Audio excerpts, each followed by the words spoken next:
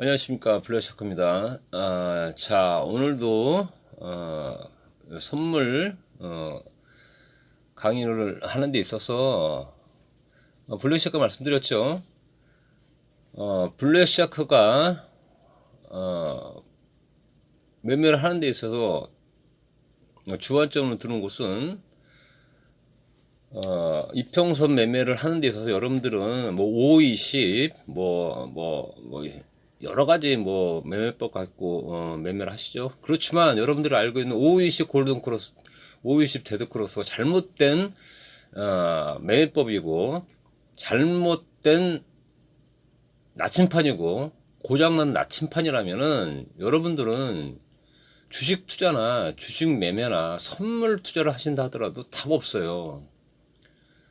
여러분들이 알고 있는 일반적인 골든 크로스, 데드 크로스 이 매매법이 오류가 발생하고 오류가 존재하고 어떤 여러분들이 매매하는 데 있어서 혼동과 혼란을 준다면은 여러분들이 심각하게 고민할 필요가 있습니다.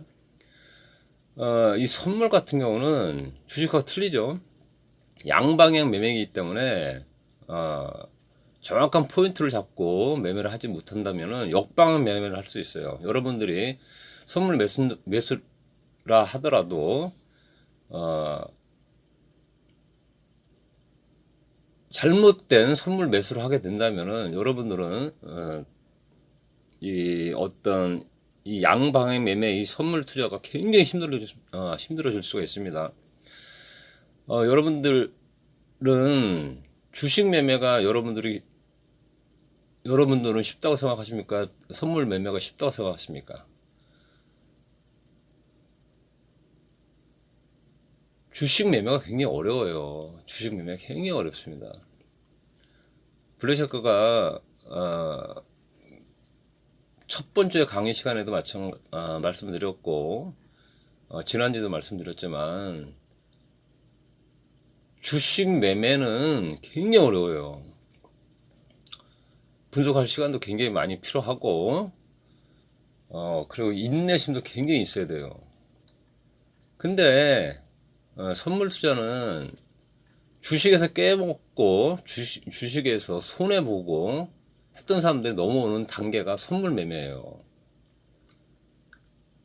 그래갖고 주식을 못한다 하더라도 선물에 돈을 버는 사람들이 있다고 블랙샤크 말씀드렸죠.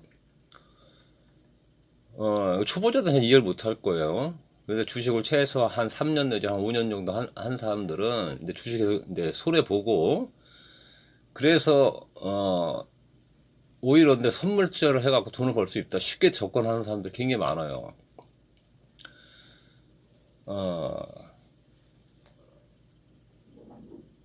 한편으로는 그게 쉬운 얘기고 한편으로는 그게 단순한 말이지만 엄밀히 말하면 그게 맞을 수가 있습니다. 주식은 굉장히 어려워요. 그래서 선물 투자로 가갖고 돈을 버는 사람들이 있습니다. 그런데 이 양방향 매매가 굉장히 단순하게 보이지만 굉장히 복잡해요. 물론 운이 딸고 한다면 주식에서 손해본 그 어떤 시드머니라든지 투자금을 회수할 수가 있을 겁니다.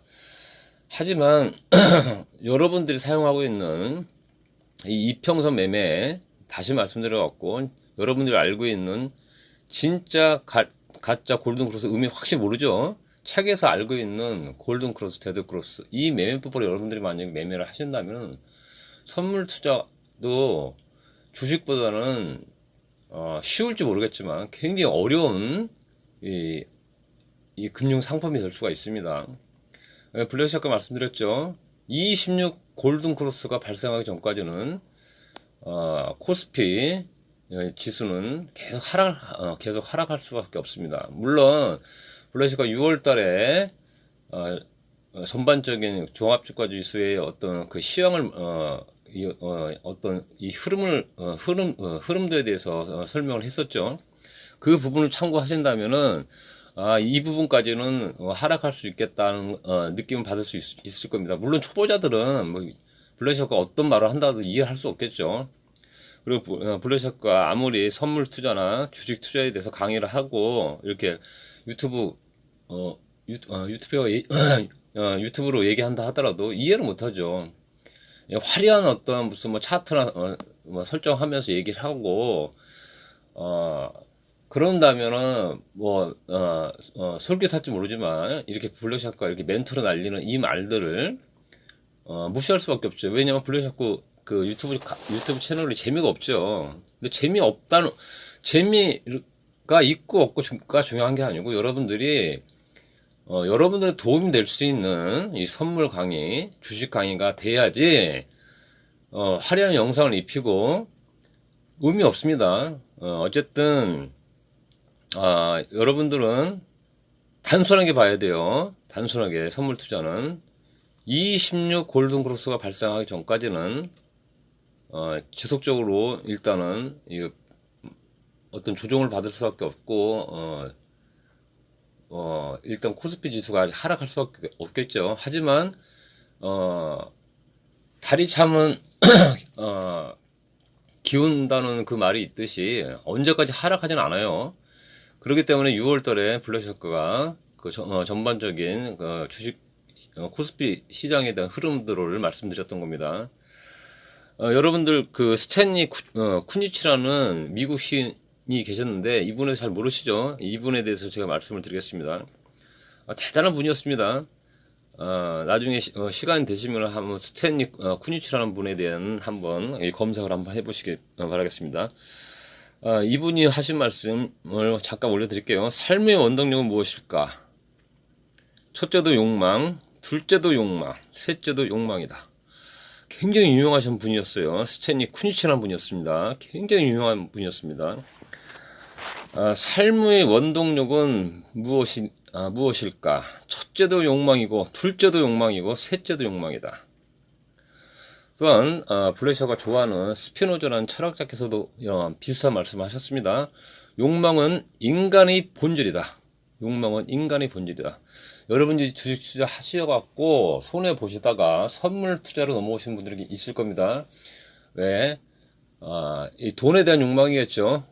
돈에 대한 욕망 때문에 주식에 손해 봤다가 선물로 넘어오신 분들이 굉장히 거의 태반일 가능성이 굉장히 높아요. 왜냐하면 주식에서 돈을 번 사람들은 웬만해 선물 잘 안 해요. 왜냐하면은 위험하다는 얘기를 많이 들었기 때문에 절대로 파생 매매는 웬만해서 하지 않으려고 합니다.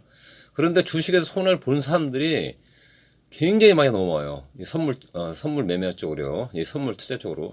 근데 대부분에서 성공도 못하죠.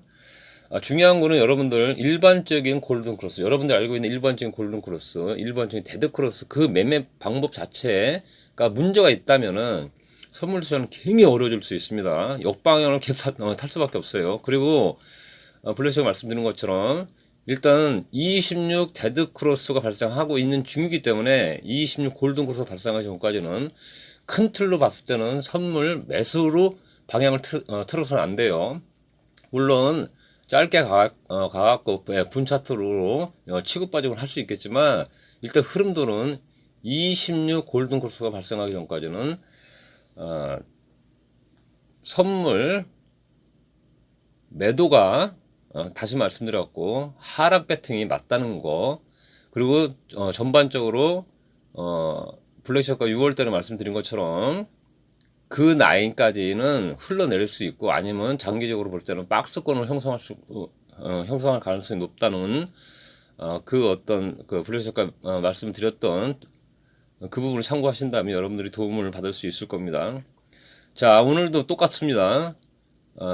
오늘뿐만 아니라 앞으로도 계속 26 골든 크로스가 발생하기 전까지는 하락 매수 배팅이 맞다고 블랙샷으로 말씀을 드리겠습니다. 여러분들이 한 단계 발전을 하시기 위해서는 가짜 골든 크로스, 진짜 골든 크로스 이 의미, 진짜 데드 크로스, 가짜 데드 크로스 이 의미를 파악하신다면 여러분들은 선물 투자뿐만 아니라 주식 투자도 쉽게 접근할 수 있을 거라고 블랙샷으로는 생각합니다. 오늘 강의 마치겠습니다. 감사합니다.